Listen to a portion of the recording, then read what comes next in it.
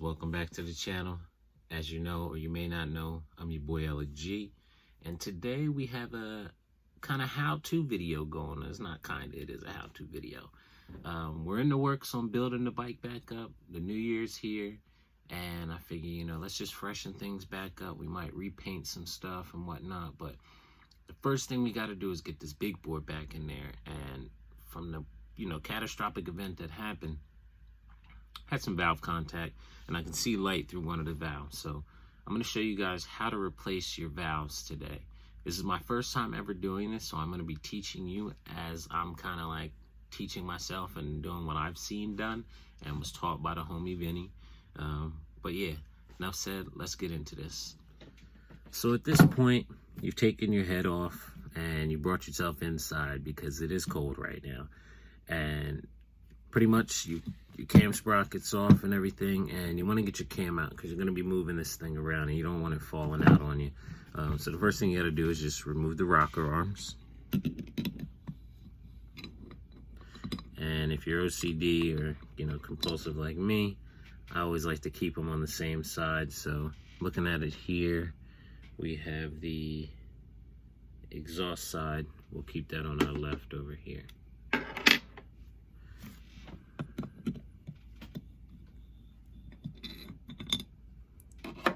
Intake side on the right, so that way we put them back the same way. And then from here, the cam should just come right out. Alright, so here's the part where we actually get into doing the valves. So the main thing you're going to need in doing this is a valve compression tool, valve spring compression tool. And you can pick one of these up on Amazon for, I forget how much they run. They're really not that expensive, maybe like 50, 60 bucks, if that, probably cheaper. And when you get it, it's going to come with a couple different size little things like this. And you're pretty much going to pre-match to the intake and then the exhaust valve, same thing. Find one that lines up with that. And at least with this kit, it's almost like it's perfect for this head. And I'll actually put a link for the one that I got here. Because the last one, after you take off the two that would fit, is actually the perfect size that fits on this retainer. So it's almost as if it's like the biggest, next one down, and the third one down is all you need for this. So once you've picked out the sizes here, pretty much we are going to start with the intake valve, which is bigger. And I'm sorry you're not going to be able to see both sides, but essentially you're going to fit your tool up to where the proper one is on the proper side for this, so that way you can compress these springs. And you'll notice that one of these has a hole in it usually, and you want that side to be the side that has the one that actually goes on the valve retainer in here, because this is where you're actually going to be cranking down to compress. And the other thing I recommend having is a magnetic retriever, and you'll see why for that in a second. But let me go ahead and get this in position, and so we can get to cranking it down for you.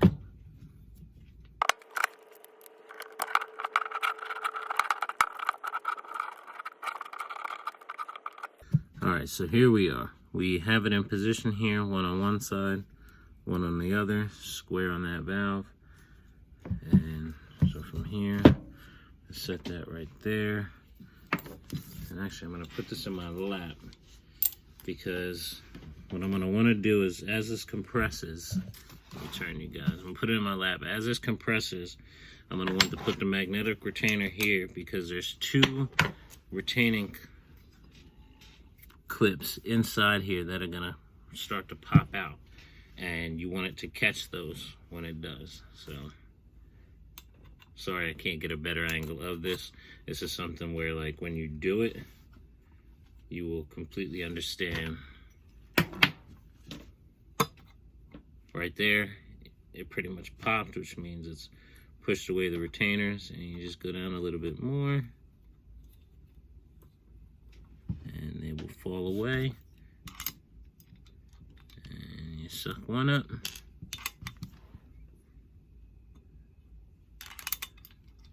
And you suck number two up. And now you can slowly back off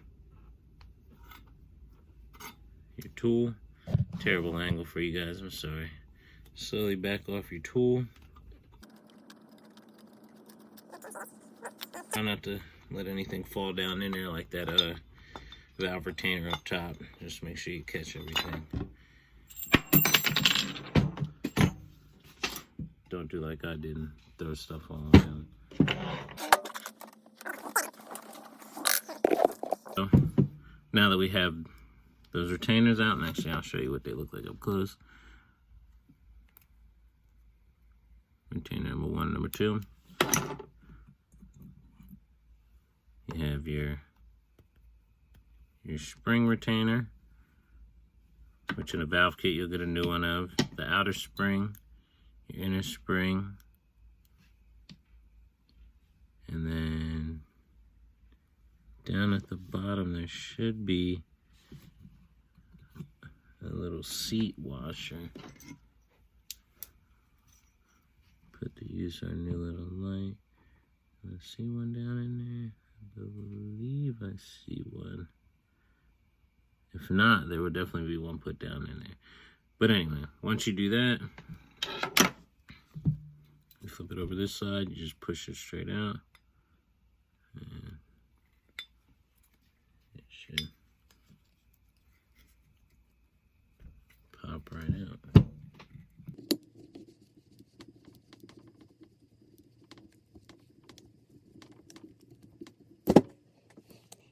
Now, in a normal situation, it should not be that difficult to get out. I was questioning whether or not these valves are bent.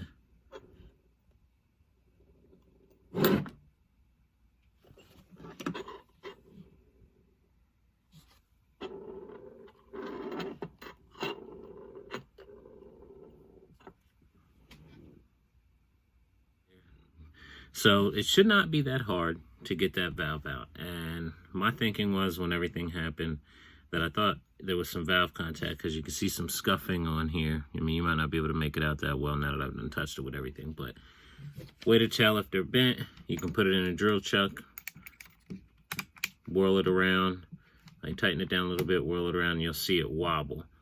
It doesn't really have that much of a wobble to it. So I was like, you know, why was it that hard to get out? So like I tried to see, I'm like, say I wanted to put them back in, and I tried to put it in, and it would not go back in, like it was so tight. So I went, pulled out a brand new valve, and this slides in like butterwork, like it's nothing. So something definitely happened where I guess heat caused the valve to swell in some way as well when all of this went down. So it's crazy what can happen when an engine blows up. But we're gonna put the brand new valve back in the bag here and get moving on to this other valve here. But I just wanted to show you guys how to tell if a valve was bent, and you know, kind of explain why I had to use force to get that valve out. But it should not be like that at all. But upward and onward, let's get on to this other valve here. So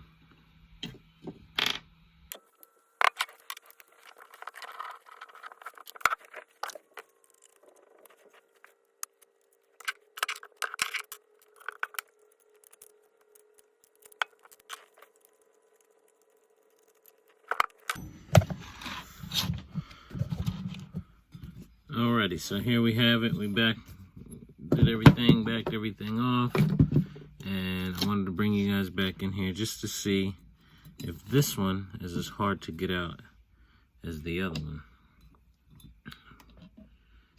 Because what side was that? That was the intake side.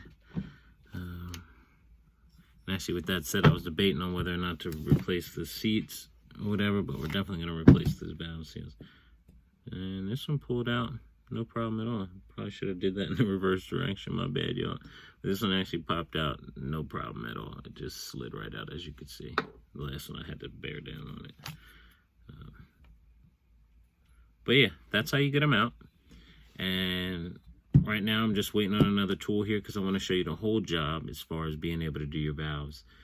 So the next step we're going to do is we're going to lap the valves. We're going to take the new valves we get in. I'm waiting on a tool and some paste. And we're going to knock that out, and we're going to lap the valves in, and then we are going to install them. So we will see you guys as soon as these tools come in. And actually, before we close out this video, so after you take the valves out, down in the bottom, there's going to be another little washer, like a shim washer that's down underneath there. You can just use your magnetic retriever and it'll get it right out. So yeah, just wanted to toss that in here before I forget, before we return. So, but yeah, till next time. All right, so here we are back on another day. And as I told you guys, I was waiting for some tools and some lapping paste to come in. So first thing you're gonna need, some lapping paste, valve lapping tools, and most importantly, your valves. They come in a full kit, new springs, valve seats and everything. But we're just gonna work with the valves, and we're gonna show you how to get this done. Now, some people I hear, they don't lap them in, and does it hurt anything? Technically, I guess no, but you just don't get as good of a seal, so you get less compression when it comes to your whole setup. But let's pull the head out.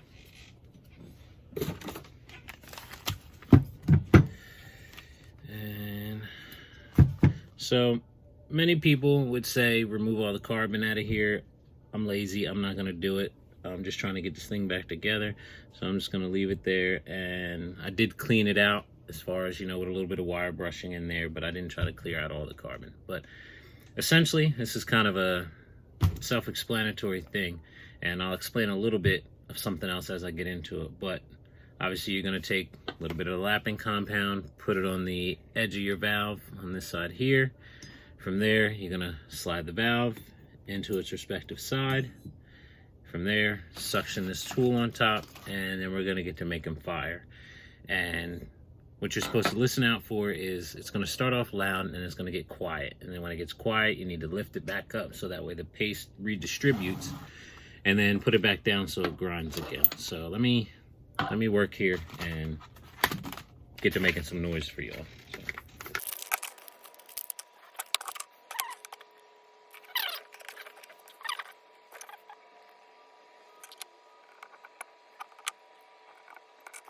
All right, so here's the point where, like I said, we gotta make fire. So you might be able to hear that from there. You hear how loud it is now.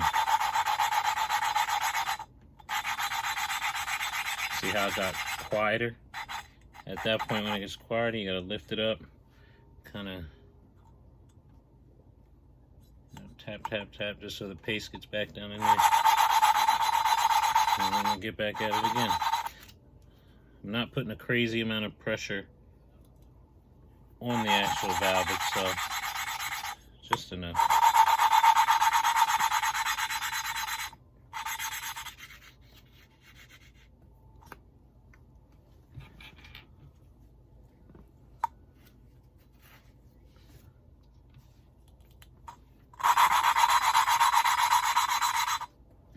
Now, I've seen people do this with a drill. You know how that got quiet? Lift it back up, redistribute. Loud again.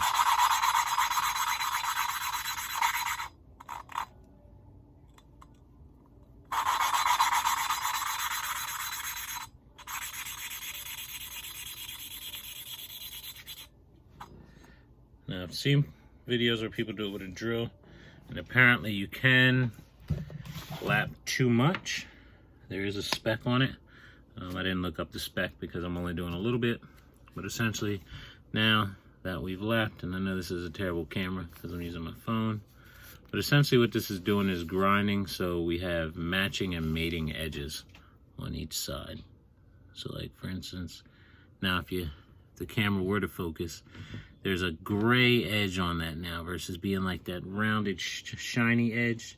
It's now a gray uniform edge that will now match the inside here. So yeah, I'm actually gonna drop this back in there and give it a couple more rotations, and then we're just gonna knock out the other one. But yeah, essentially, and I'm not gonna bore you guys with all of this stuff, but essentially that's how you lap your valves. You need lapping paste, you need the tool, do exactly like I'm doing here on both sides till you get a decent surface on each one. And from there, it's just reinstalling the valves, and I'm gonna get into that next. So let's finish this lap job up, and then we'll get to installing the valve springs back into the head for you.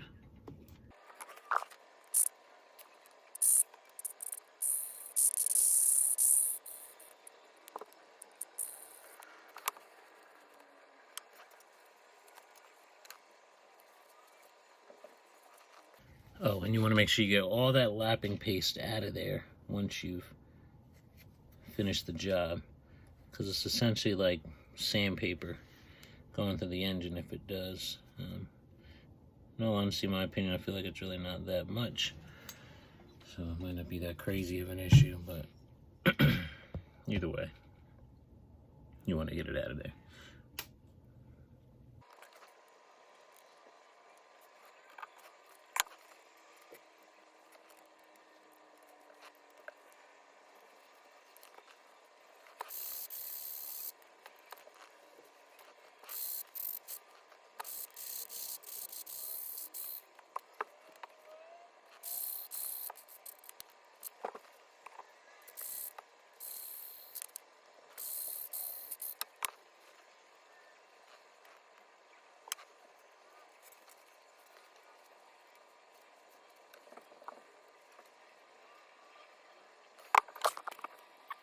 Alright, so now we're at the point where I finished lapping the valves, and we're going to reinstall our springs. Now be careful with this, because as we know, those retainers are small, so when you pour your goodies out the bag, you don't want to lose them. If you haven't done so already, your valve seats, which are the little brown rubber cap things that are down in there, you want to pop them off. Put a little bit of light on this. I did that last time. With these needle nose, since we're not putting them back in.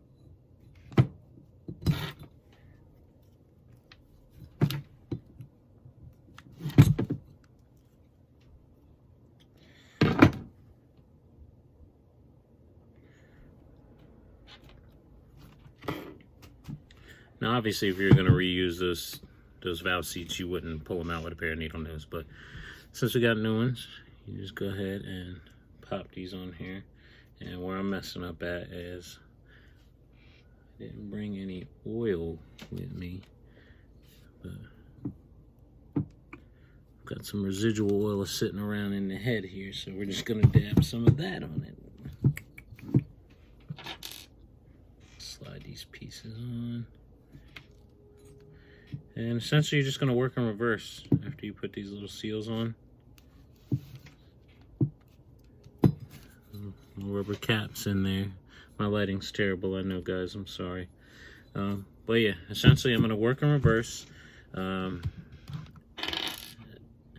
I came back on camera, before you had this shim washer that was underneath everything. So we got to put that back down there, put our springs back on, and then I'm going to cut to the point where I'm going to be doing the retainers and putting these in, because this is actually the more complicated part. So let's cut to that real quick. Okay, so now we're at the point where we got the inner spring, outer spring, your retainer here, and we need to break our tool back out, and we're going to have to do the same thing, compress the spring down a little bit, and then with my terrible camera angles, I'm going to try to show you the best I can how the next part would work.